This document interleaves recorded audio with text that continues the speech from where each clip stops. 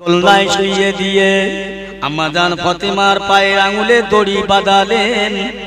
ইমাম হুসাইন কান্নাকাটি করছেন। আবার হযরত মা ফাতেমা ইমাম হুসাইনকে এক হাতে মাথা নিলেন। বেটাকে দোলনায় দোলা দেয় বড় বেটার। আম্মাজান হুসাইনের নিজের দুধ খাওয়ায়, এক হাত দিয়ে জাঁতাটা ঘুরপাক দেয়। আল্লাহর বান্দি ফাতেমা আল্লাহর নিয়ামতে কালাম কোরআন শরীফ, আবার ওই জবান দিয়ে এত ব্যস্ততা, এত ক্লান্ত, এত কাজের মধ্যে দিয়ে আল্লাহর কোরআন শরীফ তেলাওয়াত করেন। জোরে বলবেন না সুবহানাল্লাহ? কোথায় বলবো সুবহানাল্লাহ? ভালো লাগে না। হুজুর খালি বলছে সুবহানাল্লাহ, যে হুজুর আসছে এক কথা। মাফ করে, ফাতেমা এত ব্যস্ততার মধ্যে আল্লাহর কোরআন তেলাওয়াত করছে। হযরত আলী রাদিয়াল্লাহু তাআলা বাড়ি ঢুকলেন। ঢোকার পরে সালার আগে সালাম দেবে। আমার তো সালাম নেই, বিবির কাছে সালাম নেই, বাপের কাছে সালাম নেই, বড় ভাইয়ের কাছে সালাম নেই। সালাম দেই মৌলভী সাহেবের কাছে, হুজুরের কাছে, পীর সাহেবের কাছে।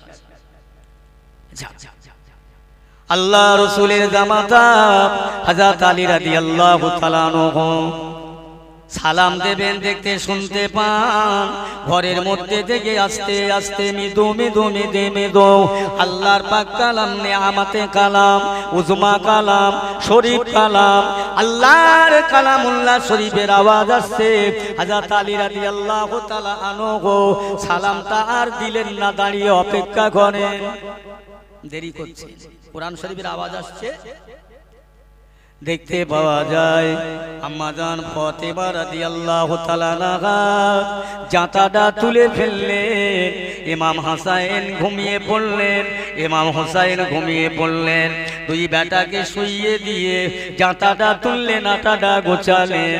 হযরত আলী ঘরের মধ্যে ঢুকে বললেন, ফাতেমা ও রাসূলুল্লাহর বেটি হাসান হুসাইনের আম্মাজান, তুমি যে বড় ব্যস্ততার মধ্যে, একদিকে বড় বেটার কান্না থামাবার জন্যে দোলনার সঙ্গে পায়ে দড়ি বাঁধলেন, ইমাম হুসাইনকে দুধ পান করাচ্ছেন, আবার এক হাত দিয়ে জাঁতা ঘুরপাক দিচ্ছে। এত ব্যস্ততার মধ্যে, এত কষ্টের মধ্যে, ক্লান্তর মধ্যে আবার তুমি আল্লাহ পাকের কালামুল্লাহ তেলাওয়াত করছে।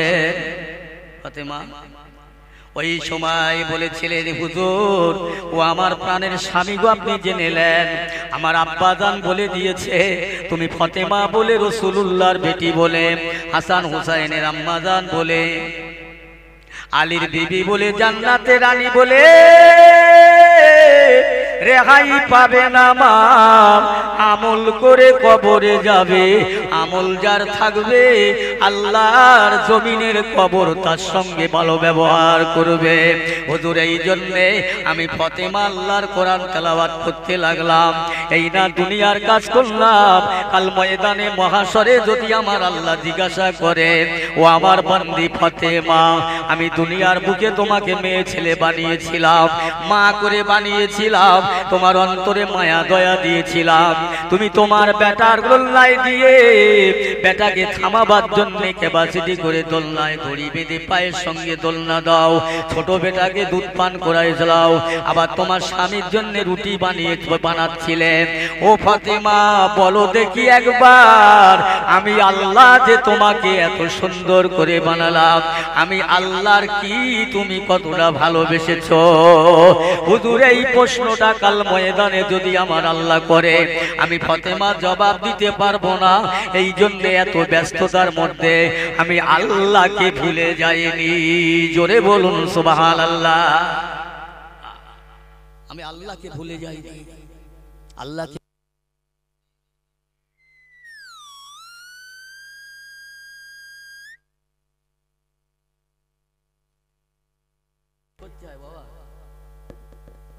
আবার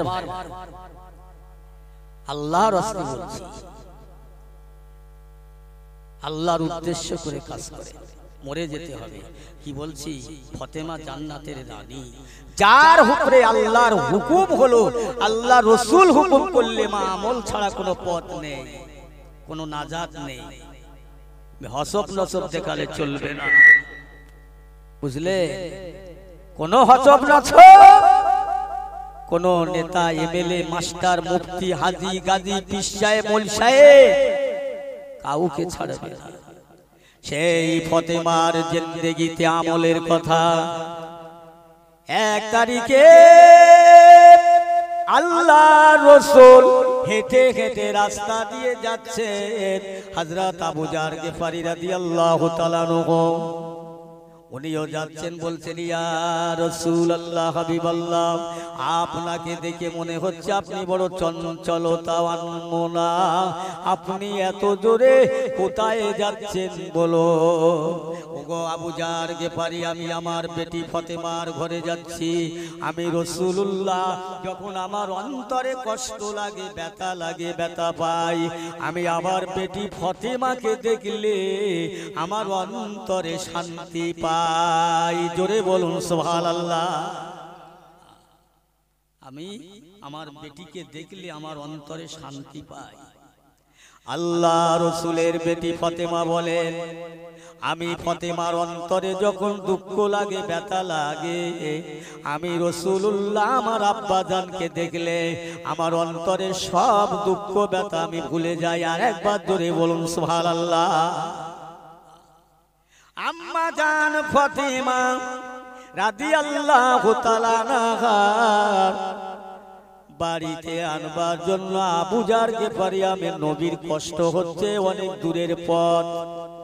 আবু জার গিফারি বলি, ইয়া রাসূলুল্লাহ হাবিবাল্লাহ, আপনার কষ্ট হয়, একটা কাজ করে আপনার জন্য, আপনার বেটি ফতেমার জন্য আপনার বাড়ির নিকটে, আপনার কাছাকাছি 1 খণ্ড জমিন কিনে একটা ঘর বানিয়ে দেই, যাতে আপনার কষ্ট হবে না, আপনার বেটির কষ্ট হবে না।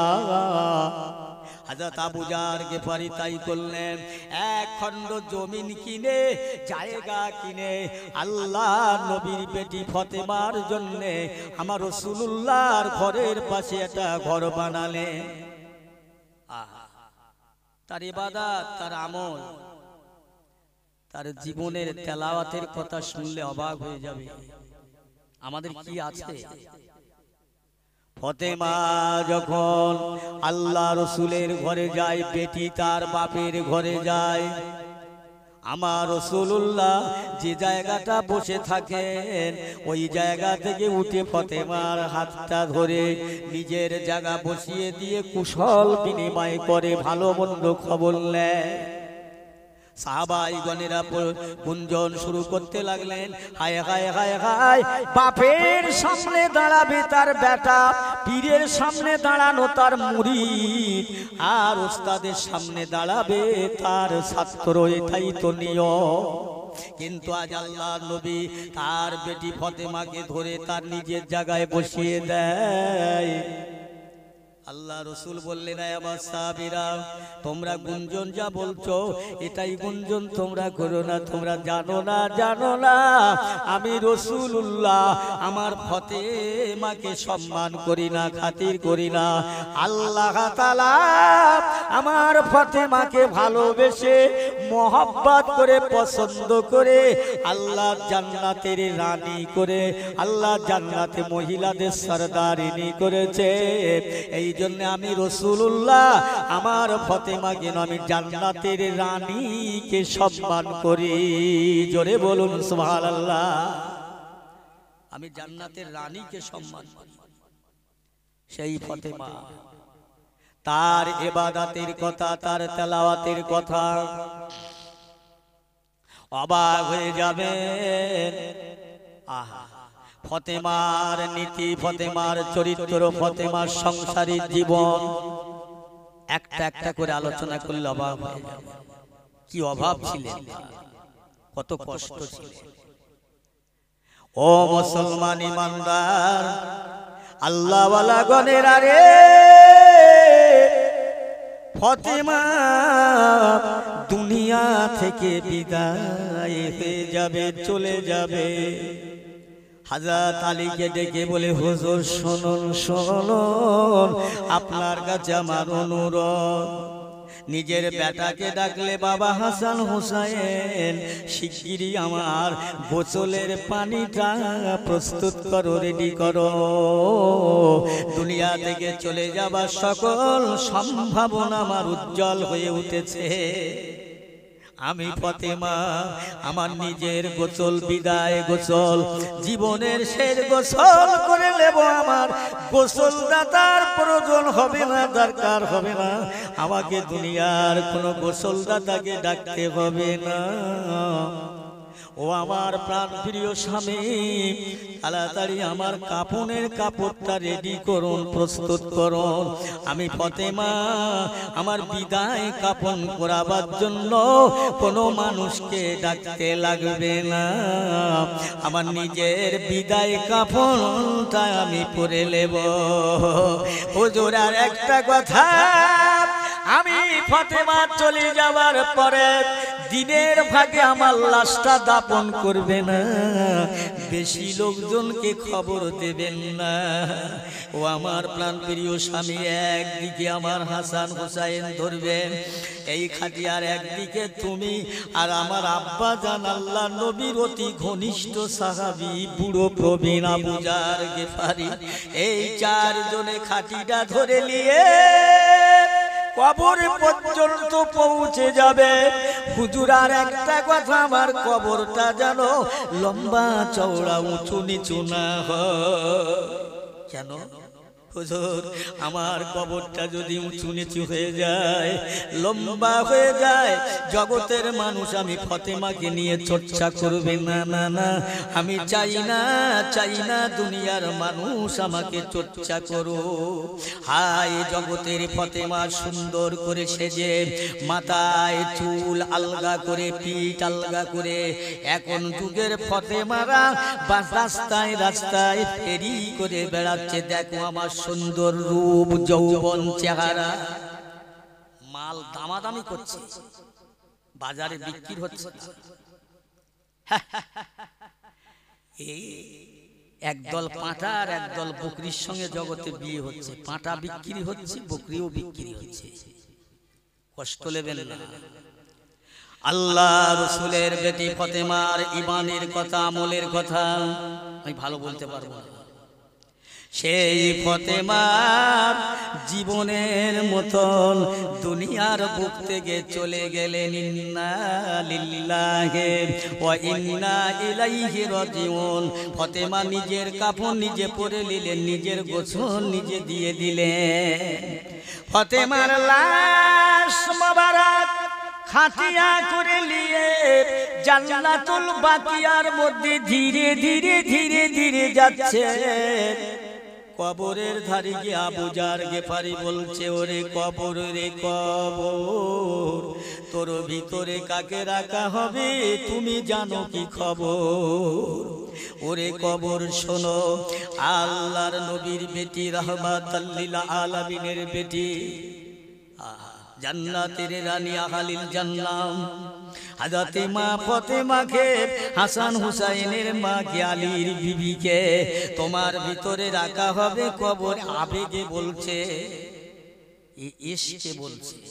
কবরের ভিতর থেকে মৃদু মৃদু আওয়াজ ভেসে আসছে, আবু জার গেফারি, আমি কবরের কাছেও সব হসব নচব চলবে না। কে নবীর বেটি, কে হাসান হুসাইনের আম্মা জান, কে আলীর বিবি জানি না, চিনি না। আমি কবরের ভিতরে যদি কোনো মুসলমান আমল নিয়ে, খাঁটি আমল ঈমান নিয়ে আসে, আমি কবর তার জন্যে কিয়ামত পর্যন্ত আল্লাহর নিয়ামত হিসাবে থাকব। জোরে বলুন সুবহানাল্লাহ। আর যদি তার আমল না থাকে, যদি থাকে তার জীবন গুনাহে গুনাহে ভরা, আমি কবর আমার যেটা করণীয় কর্তব্য আমি সেটা বাদ দেব না। ডাইনের মাটি বামের মাটি ৭০ গজ দূরে চলে যাব, আবার চেপে ধরবো পয়দার আটার মতো, হাড় হাড্ডি পেশাই করবো। এইভাবে কিয়ামত পর্যন্ত চলবে। বুঝলে? চলো মিলাদ দিয়ে শুধু বাড়ি বসে থাকো, লোক কুটুম নিয়ে আনন্দ করো, মার্কেট করো। হ্যাঁ, তোমার কি হলো, তোমার কি হবে? ফতেমার খবর যে দিয়েই হয়। আপনারা যারা বসে আছেন জ্ঞানী মানুষ, নামাজি মানুষ, কেতাব কুতুব পড়া মানুষ, তার মাঝখানে আমি একটা অজানা অবুঝ গুনাহগার নিরক্ষর মানুষ, আমি আপনাদের বোঝাতে পারবো না, বোঝাবার ক্ষমতা আমার নেই। তবে আমার বাপজি ভাইয়ের আমি দুটো হাত জোড় করে অনুরোধ করে বলে যাচ্ছি, মৌত একদিন হবেই হবে, আগে আর পরে, আগে আর পরে, আগে আর পরে একদিন চলে যেতে হবে। ওই শেষ বাড়ি শেষ জায়গায়, যার নাম হচ্ছে কবর। একটু ভয় করো না। আল্লাহ পাক রব্বুল আলামিন কোরআন পাকে বললেন, বিসমিল্লাহির রহমানির রহিম, ইয়া আইয়ুহাল্লাযীনা আমানুত্তাকুল্লাহা হাক্কা তুকাতিহি ওয়া লা তামুতুন্না ইল্লা ওয়া আনতুম মুসলিমুন। ও দুনিয়ার মানুষেরা, আমার আল্লাহ পৃথিবীর কোন ছাগল, গরু, উট, হাতি, ঘোড়া, বাঘ, ভাল্লুক, ইহুদি খ্রিস্টানদের ডাকে না, ডাকে আল্লাহ বলেছি আইয়ুহাল্লাযীনা আমানু, যারা তোমরা ঈমান এনেছো, আমি আল্লাহর প্রতি ভরসা বিশ্বাস করেছো, শোনো তোমরা ঈমানদার, আমানুত্তাকুল্লাহ, তোমরা আমার ভয় করো, ভয় করো। হাক্কা তুকাতিহি ওয়া লা তামুতুন্না ইল্লা ওয়া আনতুম মুসলিমুন, ভয় করো, ভয় করবার মতো ভয় করো। আর তোমরা মরবার আগে এক নম্বর খাঁটি পরিপূর্ণ নিখুঁত নির্ভেজাল মুসলমান হয়ে মরে যাও। বলেন না সুবহানাল্লাহ। খবরদার বেঈমান হয়ে মরো না। এরা মরেছিল ঈমান দিয়ে, ঈমান। ও যুবকেরা শোনো, আল্লাহ নবী, গল্প করলে মুশকিল হয়ে যাবে। আল্লাহ রাসূল হায়াতে জিন্দেগিতে বেঁচে থাকা কালে আমার ভাইরা যুদ্ধের দামামা, যুদ্ধের ডঙ্কা বেজে গিয়েছে। 1 তারিখে ফজরের সময় প্রায় হযরতে হামজা রাদিয়াল্লাহু তাআলা আনহু তার বিবিকে বললে, গো আমার বিবি সাহেবা দাও, থাক শিগগিরই তাড়াতাড়ি জলদি করে ওই ঢাল তলোয়ারটা তো আমি জিহাদে যাব। হামজালার বিবি বলে, হুজুর আমি আপনাকে জিহাদে যেতে আপত্তি করব না, বাধা দেব না, তবে একটা কথা, আপনার পরে গোসল ফরজ হয়ে গেছে, আপনি গোসলটা করে যান। এই শুনছেন তো? হ্যাঁ না বলো না, এই মাথা নাড়া বাদ দাও। যুবক সাহাবা হামজালার বিবি বলছে, হুজুর গোসলটা করে যান। ইমানদার কাকে বলে? ইসলামকে ভালোবাসা কারা, নবীকে ভালোবাসে কারা? জলসা দিয়েছে মনে লাট হয়ে গেছে নাকি? না না, পরে পরে আসছি। হামজালা বলছে, ও আমার বিবি, আমি যদি এখন পাক পবিত্র করার জন্য গোসল করি, আর বেঈমান কাফেরেরা যদি আমার রাসূলকে আক্রমণ করে, আমি হামজালা গোসল করে কার জন্য বেঁচে থাকব? না না না, আমি গোসল করব না, দাও। তলোয়ারটা দিলেন, ঢালটা দিলেন, জিহাদের ময়দানে গিয়ে যুদ্ধ করতে করতে হযরত হামজালাকে শহীদ করে দেয়া হলো। হামজালার বিবিরা এমন করে শুনলেন খবর যে হামজালা এখনো ফেরেননি, শহীদ হলো কিনা জানে না। আল্লাহ নবী সাহাবীদের দরবারে হামজালার বিবি চলে গেলেন। যদিও এটা বলা বড় লজ্জার কথা, কিন্তু না, তবুও বলতে হবে। আল্লাহ নবী সাহাবীদের বললেন, ওগো নবী সাহাবীরা, আমার স্বামী হামজালা জিহাদের ময়দানে গিয়েছিল, এখন বেঁচে আছে না শহীদ হয়েছে, একটু আমি শুনতে চাই, আমরা তো জানি না। বলে, শুনুন শুনুন, আপনাদের বলছি কথাটা রাসূলুল্লাহর দরবারে পেশ করবেন। আমার স্বামী জিহাদে যাচ্ছিলেন, আমি বলেছিলাম, হুজুর আপনি জিহাদে যাচ্ছেন, যান, আপত্তি করব না, বাধা দেব না, তবে আপনার পরে গোসল ফরজ হয়েছে, আপনি গোসলটা করে যান। তিনি বলেছিলেন ওরা যদি আমি গোসল করতে গিয়ে ওরা যদি আমার নবীকে আক্রমণ করে আঘাত করে, আমি হামজালা গোসল করে বেঁচে থাকবো কি করে? না না না, গোসল করব না। শুধু আল্লাহর রাসূলের মহব্বতে, আল্লাহর ভালোবাসায় আমার স্বামী চলে গিয়েছে। আমি জানি শহীদানদের লাশের গোসল দেয়া হয় না। আমার রাসূলুল্লাহর কাছে কথাটা আপনারা বলবেন। আল্লাহ নবী সাহাবীরা গিয়ে আল্লাহ রাসূলের দরবারে কথাটা পেশ করলেন। হুজুর হামজালার বিবি এই কথাটাই বলে গেল। আল্লাহ নবী বলছে তোমরা জিহাদের মাঠে গিয়ে খোঁজ করো। খুঁজতে খুঁজতে দেখে হামজালার লাশটা উহুদের বড় পাহাড়ের মাথায় শোয়ানো আছে। তার দেহ থেকে খুশবু বার হয়। তাকে জানো এখুনি গোসল দিয়ে কারা রেখে গেছে। আল্লাহ নবী খবর তার কাছে পৌঁছে দিলেন। ইয়া রাসূলুল্লাহ এই ব্যাপার বলে ওগো আমার সাহাবীরা, আমার হামজালা আজকের ইসলামের মহব্বতে, আমি রাসূলের মহব্বতে, আমার ভালোবাসায় জীবন দিয়েছে। শহীদের লাশ গোসল দেওয়া হয় না, শুধু হামজালার পরে গোসল ফরজ হবার জন্য আল্লাহর ফেরেশতারা আসমানে তুলে গোসল দিয়ে আবার তারা রেখে গেছে। জোরে বলেন সুবহানাল্লাহ। আল্লাহ রাসূল এরাই ছিল ভালোবাসা মহব্বতে। এরা কিছু বুঝতো না, কি নাপাক কি পাক নবীকে বুঝেছিলেন, নবীকে চিনেছিলেন, দ্বীনকে চিনেছিলেন, কলিজার ভিতরে ঈমানটাকে মজবুত করে দিলেন, ভয় করেছিলেন। হায় হায় হায়, আজ জগতের মুসলমান শুধু বাহানা। মানুষ কিভাবে ভালো বলবে? আমি ভালো সাজলে আমার মানুষ ভালো বলবে। দুই বেই হজ করে এসেছে, হজে থেকে এসে লোকের সাথে গল্প করছে, ভাই হজ করে আসলাম, কেউ একদিন আমার হাজী সাহেব বলে ডাকলো না। হে পাগল, একজন বলছে তুই তো তোর কথা বলছিস, আমার নিজের বউ একদিন আমার হাজী সাহেব বলেনি। পাগলা, কে ভালো বলবে? এই আশা, এই আশা। আল্লাহ রাসূল দিন দুনিয়ার বাদশাহ, সাহাবীগণেরা হযরত আবু বকর সিদ্দিক রাদিয়াল্লাহু তাআলা আনহু, হযরত ওমর ফারুক রাদিয়াল্লাহু তাআলা আনহু, হযরত উসমান গনি রাদিয়াল্লাহু তাআলা আনহু, আলী কাররামাল্লাহু যুহু রাদিয়াল্লাহু তাআলা আনহু, এই চারজন বড় বড় সাহাবী আমার নবী বললেন, ও বাবা আবু বকর, ওমর, উসমান, আলী, আল্লাহ পাক তোমাদের জন্য, আল্লাহর দয়ার জান্নাত তোমাদের জন্য রেজিস্ট্রি করে দিয়ে আর তোমাদের কোনো ভয় নাই, চিন্তা নাই। আল্লাহর বেহেশতে যাদের পরে স্ত্রী হয়ে গেল, তারা কোনোদিন হাসিনি, আনন্দ করেনি, খুশি করেনি। ও জগতের মুসলমান, তুমি কি দুনিয়া থেকে কবরে যাবে না? ফিরে তুমি কি আবার আসবে?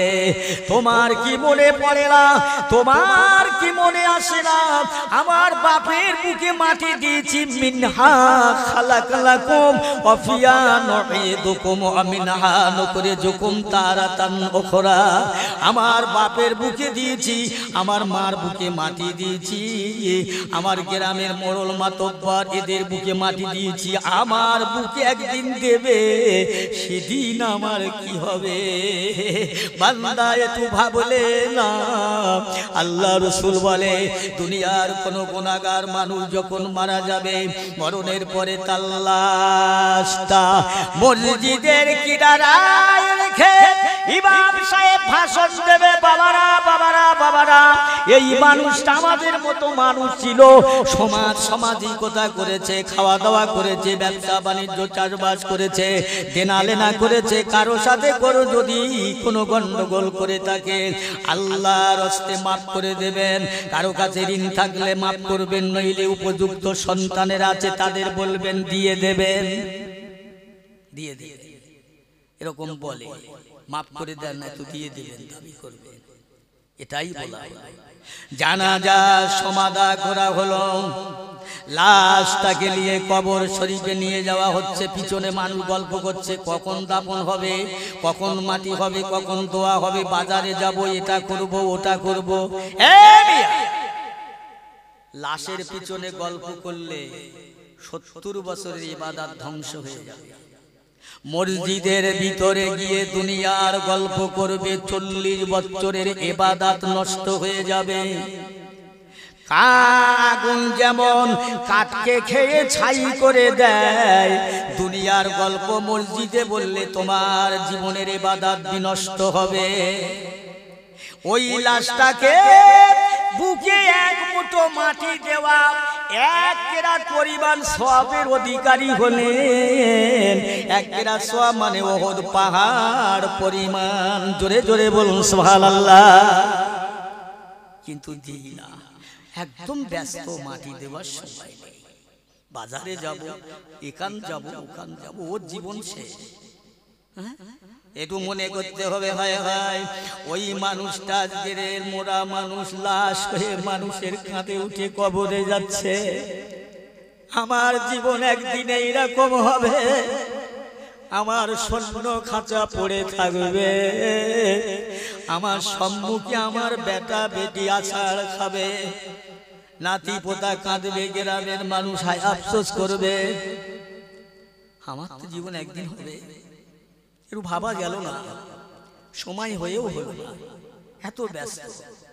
আল্লাহ রাসূল বলেন, ওই মানুষটাকে কবরে রাখার পরে কবরের ভিতরে যাব রাসূলুল্লাহ ওয়াজ করছেন, আয়েশা বলতে পারো আল্লাহর কোনো বান্দা যখন মরে যায়, মরবার পরে সে কি কোনো আশা করে, কিছু বলতে চায়? হুজুর আপনি জানেন, আল্লাহ জানেন।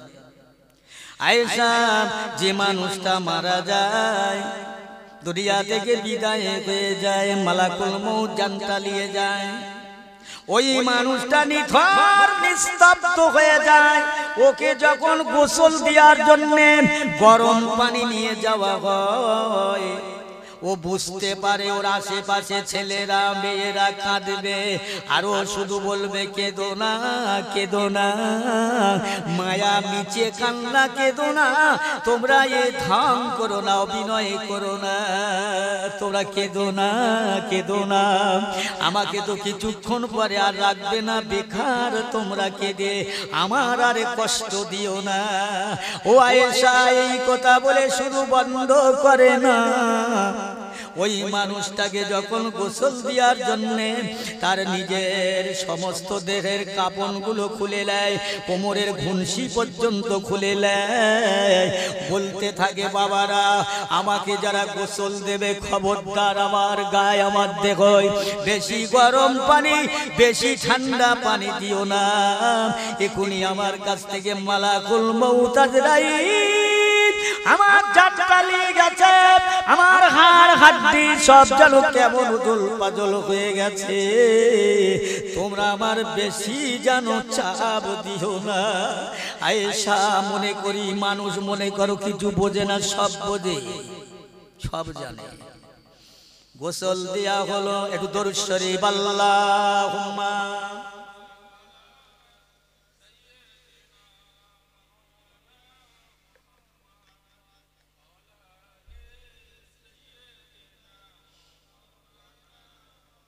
বাবু। আমি তো যাই না কটা মানুষ বসে আছেন, একটু সত্যি কথা বলো তো, সংখ্যায় কত দেখি, একটু গুনে বলো তো কজন, না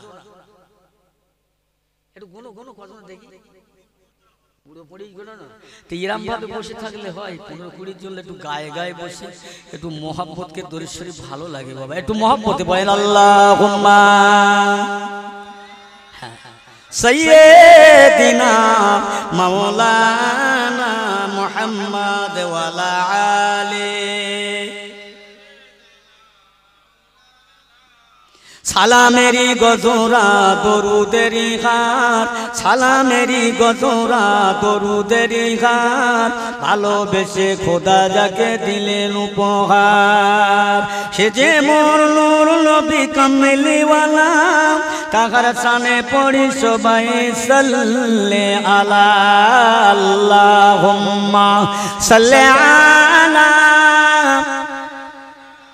মাওলানা মুহাম্মদ ওয়ালা আলে। মাশাআল্লাহ, আলহামদুলিল্লাহ। বাবু কি করব বলো, এসেছি কথায় বলে জন দিতে এসেছি, জন দিতেই হবে, জন দিতে এসেছি। হায় হায়, আল্লাহ রাসূল ওয়াজ করছেন আয়েশা, ওই লোকটাকে যখন গোসল দেওয়ার পরে কাফন পরাচ্ছে, লোকটা মনে মনে করছে এই লোকটাই আমার সঙ্গী হবে, সাথী হবে। লোকটাকে যখন খাটিয়া করে নিয়ে মসজিদের কিনারায় রেখে লাইনে কাতারে দাঁড়ায় জানাজা পড়ার জন্য, লোকটি মনে মনে করে এতগুলো মানুষ আমার সঙ্গী হয়ে যাবে, আমার জীবনের শেষ বাড়ি এরাও যাবে, আর আমার কোনো অসুবিধা নাই আশা করে। আয়েশা এতটুকু আশা করে শুনলো না। জানাজা শেষ হয়ে যাবার পরে দেখা যায় চারজন খাটিয়াটা নিয়ে যায়। ওই লোকটা আশা করে না না না না, মনে হয় এই মানুষ সঙ্গে এত যাবে না, এই যে চারজন আমাকে কাঁধে করে নিয়ে যাচ্ছে, এই চারজন আমার সঙ্গী হবে, যাই এরাই হলে যথেষ্ট, এরা হলে যথেষ্ট হবে। কবরের কাছাকাছি নিয়ে, কবরের মধ্যে দুইজন নামে তো, দুজন নামে তো ভাই, মাথার দিকে একজন, পায়ের দিকে নেমে গেলেন লাশটা কবরে রাখার জন্যে। যখন দুজন নামলেন, ওই লোকটা আয়েশা মনে মনে করছে জানা এই হাজার হাজার মানুষ আমার সঙ্গী হবে তাও নয়, চারজন হবে তাও নয়, লাস্টে দেখলাম দুইজন, তাই হলে যথেষ্ট। কিন্তু পায়ের দিক থেকে একজন উঠে আসলেন, মাথার দিকে একজন বসে আছে, বাঁধনটা খুলে দিয়ে বলছে বিসমিল্লাহ ওয়াবি সাবিলিল্লাহ আলা মিল্লাতে রাসূলুল্লাহ। উনিও উঠে আসলো। হাই তো আমার কেউ হলো না। হায় হায়, আমি মনে করেছিলাম জানাজা যারা পড়েছে ওরা যাবে, দেখলাম চারজন তাও নয়, সেই দুজন তাও নয়, একজন তাও নয়। সবাই যখন উঠে আসার পরে উপরে বাঁশগুলো সাজায়, কবরবাসী আত্মনাদ করে বলে হায় রে দুনিয়া বড় মিথ্যা, এতক্ষণ আশা করলাম সব নিচে আসা, নিচে মায়া কেউ হলো না আমার সঙ্গী, আমার সাথে কেউ হলো না, আমি একা, আমি একা। ও দুনিয়ার জিন্দা মানুষেরা, তোমরা যারা আমাকে আজকে রেখে যাচ্ছ গোরস্থানের এই কোনায়, জেনে রাখবে তোমাদেরও একদিন পালা আছে। তবে আমি তোমাদের কাছে বলছি শোনো, আমার এখন আর কান্নায় লাভ হবে না। তোমরা আমার এই কবরের দিকে লক্ষ্য করে আমার জন্য দুটো দুটো হাত পেতে দোয়া করো, যদি তোমাদের দোয়ার উসিলায় আমার আল্লাহ শান্তি দেয়। আয়েশা ওই কবরবাসীরা এত আশা করে, ওর জীবন জিন্দেগিতে সবাই মাটি দিয়ে চলে আসলো একে একে। আল্লাহর ফেরেশতা, রুমা নামের ফেরেশতা এসে ঘাটটা ধরে তুলবে, এই ওঠো বসো বসো। ফেরেশতা মনকে নাকি সওয়াল করবে, উত্তর দেবে, দিতে পারবে। একজন মরে যাচ্ছে, ইমাম সাহেবের ডেকে এনে ছেলেরা বলছে হুজুর একটু আমার আব্বা জানে কলেমা পড়ান, তওবা পড়ান, মরণের সময় বড্ড কষ্ট হচ্ছে। ইমাম সাহেব বলছে লা ইলাহা ইল্লাল্লাহু মুহাম্মাদুর রাসূলুল্লাহ। ও বলছে 4টে টাকা 2টো আটানা। এই শুনতেছেন তো? এ জিজ্ঞেস করছে তোর বাপ কি করতো রে? হুজুর আমার বাপ না হোকারি করতো, ফুসকা বেচতো। আর হবে না, এ সারা জীবন হোকারি করেছে, আজও মরণের বিছানায় সে হোকারি করছে। কি আমল করেছে! আল্লাহ নবী বলেন আয়েশা, ওই লোকটাকে সবাই কবরে দিয়ে চলে আসবে। কবরের ভিতরে আযাব শুরু হবে। এত কান্নাম, ওই দিন মানুষ কাঁদবে, চোখের পানি জোড়াবে। আল্লাহ নবী বললেন চোখের পানিতে গায়ের পসিনা ঘামেতে প্রথমে হাঁটু পর্যন্ত হয়ে যাবে, বাবা বুক পর্যন্ত হয়ে যাবে, গলা পর্যন্ত হয়ে যাবে। ওই পানিতে বান্দা হাবুডুবু হাবুডুবু হাবুডুবু খাবে। ওই কান্নায় সেদিন কার কার হবে না, ওই কবর দরিয়া হয়ে যাবে। চোখের পানিতে জাহাজ, স্টিমার, লঞ্চ, নৌকা ভাসিয়ে দিলে অনাসে চলে যাবে, বাধা বিপত্তি হবে না। কিন্তু বান্দার চোখের পানি সেদিন আর কাজে লাগবে না। ও দুনিয়ার মানুষেরা, আল্লাহর ভয়, আল্লাহর মায়ের, আল্লাহর আযাবের ভয়, কবরের ভয়। বান্দা যদি এক জায়গায় বসে গবেষণা করে, যদি মুরাকাবা মুশাহিদা করে, বান্দা দুফোঁটা চোখের পানি ফেলে, কাল যেদিন বান্দাকে জাহান্নামে দেবেন, আল্লাহ পাক রব্বুল আলামিনের ফেরেশতাদেরকে বলবেন, ও আমার ফেরেশতারা, আমার ওই বান্দা বড্ড জাহান্নামে কষ্ট হচ্ছে, দাও এই পানিটা ছেড়ে দাও। পানিটা ছেড়ে দিলে দাপ করে জাহান্নাম ঠান্ডা হয়ে যাবে। জোরে বলুন সুবহানাল্লাহ। জাহান্নাম ঠান্ডা। ফেরেশতারা বলে, আল্লাহ এটা কোন পানি, এটা কোন পানি যে জাহান্নামের এত গতি প্রগতি, যে জাহান্নাম এত শক্তিশালী, জাহান্নামের আগুনটা পৃথিবীর আগুনের চেয়ে 70 গুণে ক্ষমতা, অথচ এই জাহান্নাম এত ঠান্ডা হয়ে যাবার কারণ কি, ওটা কোন পানি? আমার আল্লাহ বলে, ফেরেশতারা, এটা আরব সাগরের পানি নয়, নীল নদের পানি নয়, দুনিয়ার সমুদ্রের পানি নয়, পানি নয়। এ পানি আমার বান্দা বান্দির চোখের পানি। আমার বান্দা বান্দি আযাবের ভয়ে, গজবের ভয়ে কেঁদে দুফোঁটা চোখের পানি দুনিয়াতে বার করেছিল। আমি আল্লাহ পাক ওই পানিটাকে মওজুদ করে রেখেছিলাম। আমার বান্দির এই চোখের পানির দ্বারা আল্লাহর জাহান্নাম ঠান্ডা হয়ে গেছে। জোরে বলবেন না? আর একটু জোরে হয় না? চোখের পানি ছাড়া কোনো লাভ নেই। আজ কাঁদো, কাল নয়। কানতে কানতে কবর দরিয়া হয়ে যাবে, অথচ কোনো লাভ হবে না, ফায়দা হবে না, কোনো কাজকের কার্যকরী হবে না। আল্লাহর পাকের কোরআন বলছে, বান্দা তোমরা আমার ভয় করো, ভয় করো, পরিপূর্ণ ঈমান আলা হয়ে মরে যাও, এদিক ওদিক করো না, ভয় করো।